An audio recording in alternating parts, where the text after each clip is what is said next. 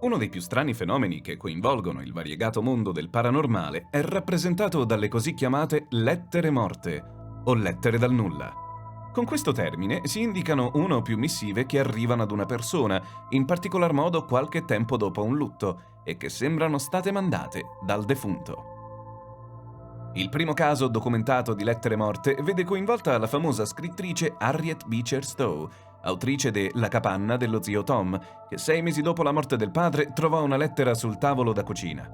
La busta non recava né mittente né indirizzo ed era perfettamente intonsa, a parte il nome Harriet scritto sopra con una calligrafia che la scrittrice riconobbe subito. All'interno, il foglio ripiegato recava poche righe di difficile interpretazione. Non sono molti i testi che parlano di questo accadimento e pare che non sia sopravvissuta né l'epistola originale né una trascrizione del messaggio. Molte altre persone hanno avuto simili esperienze. Dopo la morte di un parente, di un amico, di un conoscente, ricevevano strane lettere scritte apparentemente dal morto. Un caso particolare si ebbe in Spagna, nella periferia di Madrid, nel 1955. La famiglia Gallardo era stata funestata dalla tragica perdita di un bambino di 10 anni, Esteban, caduto in un pozzo non segnalato mentre giocava con gli amici in un campo. Quasi un anno dopo l'accaduto, pochi giorni prima dell'anniversario della morte, il signor Gallardo trovò una busta fra le pagine di un libro che stava leggendo. La carta era ingiallita e puzzava di muffa, e sopra era vergato l'indirizzo di casa con una calligrafia incerta che gli parve di riconoscere. Aperta la busta, il signor Gallardo quasi svenne nel leggere le poche righe che si trovavano all'interno. Cari genitori, sono Esteban. Vedo il sole da sotto ma non sento più il caldo. Dove sono? Perché qui non riesco? Passaggio indecifrabile a causa di una goccia d'acqua che ha sciolto l'inchiostro. Ci sono loro e non mi sento respirare. Venite a prendermi. Il caso fece un certo scalpore all'epoca e la famiglia Gallardo, molto religiosa e credente, fece valutare la lettera da un grafologo della polizia di Madrid. Malgrado l'esame calligrafico non sia una scienza esatta, l'esperto dichiarò, confrontando la lettera con altri testi del bambino presi dai quaderni scolastici, che la scrittura della missiva misteriosa coincideva perfettamente con quella di Esteban.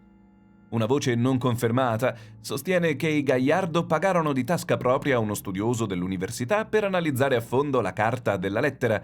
Ne venne fuori che il foglio era prodotto da una fabbrica ormai chiusa da quasi 60 anni e che nello schizzo d'acqua che aveva cancellato alcune parole della lettera furono rinvenute diatomee che si rivelarono le medesime presenti nell'acqua del pozzo dove Esteban trovò la morte. La lettera di Esteban fu data in custodia alle clarisse del monastero de las Descalzas Reales, dove tuttora è conservata.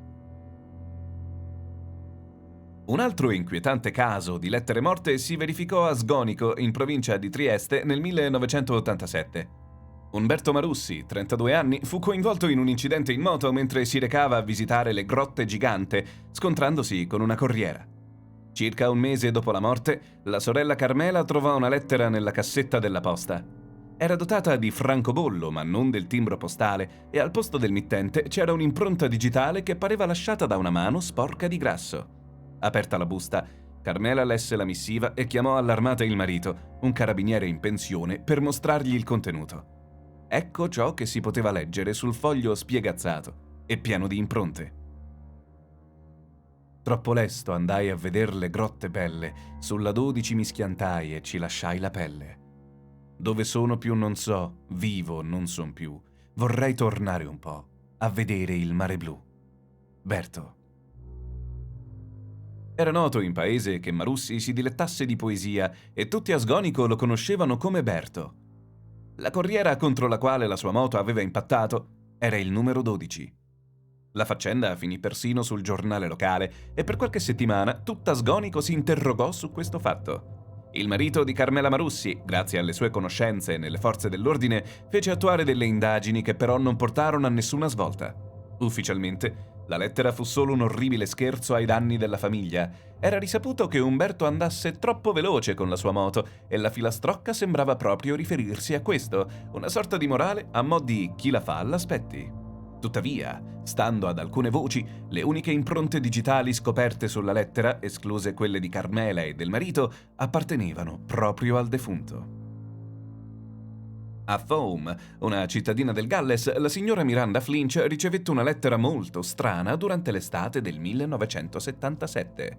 La trovò sullo zerbino una domenica, quando solitamente la posta non veniva consegnata. Non aveva francobollo e non c'era il mittente, eppure notò qualcosa che la mise in allarme. La lettera era indirizzata a Miranda Wesley, ovvero il suo nome da ragazza. Curiosa, la signora Flinch scartò la busta. Dopo aver letto le prime righe, la donna accusò un malore e il figlio 21enne chiamò il dottore. Quando si fu ripresa, Miranda spiegò che il collasso le era stato provocato dal comprendere che la lettera era stata spedita in qualche modo dalla sorella Annabelle, morta a 19 anni di meningite molti anni prima. Innervosito dal fatto che la madre fosse stata male da quella che considerava un'elaborata malvagità, il figlio decise di indagare per scoprire chi fosse il responsabile, ma più scopriva e più l'idea che la lettera fosse un falso perdeva consistenza. La carta usata era un foglio giallo strappato da un quaderno ad anelli, come era solita fare sua zia Annabelle da giovane. La scrittura era sottile e stretta, molto elegante e piena di svolazzi, come quella della defunta. La missiva trasudava un leggero ma percettibile profumo femminile e Annabelle, infatti, aveva il vezzo di spruzzarne un po' sulle lettere che scriveva. L'epistola pareva del tutto normale. Era come se Annabelle non si fosse resa conto di essere morta e scriveva come se il tempo si fosse fermato. Dava persino l'impressione che si credesse guarita dalla malattia che in realtà l'aveva portata alla tomba. Non ci sono spiegazioni chiare e univoche riguardo al fenomeno delle lettere morte. La maggioranza le ritiene burle attuate da persone che vogliono prendersi gioco della famiglia del defunto e in molti casi questa ipotesi si è rivelata corretta, ma ci sono anche casi più strani. Non esiste un vero schema nel verificarsi di questo fenomeno ancora in fase di studio. Ciò nonostante, i parapsicologi hanno provato a delineare degli elementi costanti. Solitamente, le lettere morte non presentano mittente, qualche volta neanche destinatario. In certi casi, però, sembrano lettere del tutto normali, provviste persino di francobollo. Capita spesso che il francobollo utilizzato sia ormai fuori corso, oppure risalente all'anno della morte del mittente. Stranamente, quasi la totalità di queste epistole inquietanti non è stata rinvenuta nella cassetta delle lettere. Alcuni affermano di averle trovate sul tavolo, altri sul cuscino, sul letto o persino in mezzo ad un libro o sulla scrivania. Di frequente le lettere morte presentavano impronte digitali che ad un esame approfondito si sono rivelate del defunto. Non di rado mostravano anche tracce di terra, di acqua o erano bruciacchiate agli angoli a seconda della causa di morte della persona in questione. Una lettera morta ricevuta da un uomo di Stoccolma era scritta con il sangue. Sua moglie si era suicidata tagliandosi le vene 3 anni prima. Le lettere morte sono solitamente brevi e a volte di difficile interpretazione. Le frasi appaiono scordinate, confuse e prive di senso. In alcuni casi si trovano strane filastrocche, versi in rima o poesie. Il tema ricorrente di queste epistole è l'essersi perduti, il non sapere dove ci si trova, l'aver smarrito la strada. Una missiva di questo tipo, arrivata ad una famiglia di Lisbona che aveva perso la figlia, riportava la frase «Perché mi avete lasciata sola?», scritta ossessivamente per l'intera pagina. In un'altra, ricevuta in Irlanda, un marito morto di leucemia scriveva alla moglie dicendole «Qui cielo e terra non esistono più». Ma ci sono lettere con frasi anche più bizzarre. «Sto respirando me stesso», Wichita, 1922. «Sono bloccata fra presente e passato», Berlino, 1867. «Orologi dappertutto, sono fermi, morti», Roma, 1998. «Ieri ero di fronte a te», Tokyo, 2010.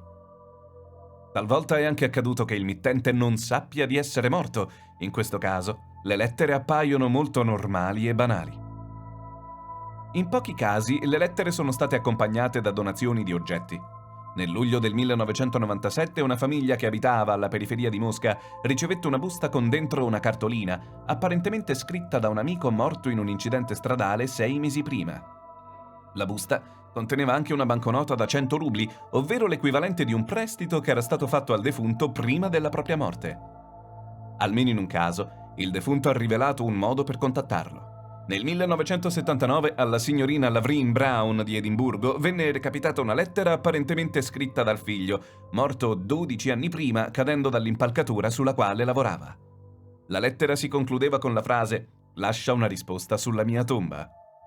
La signora Brown scrisse una risposta, esortando il figlio a scriverle nuovamente, e mise la busta in un sacchetto di plastica che sigillò e lasciò sulla tomba.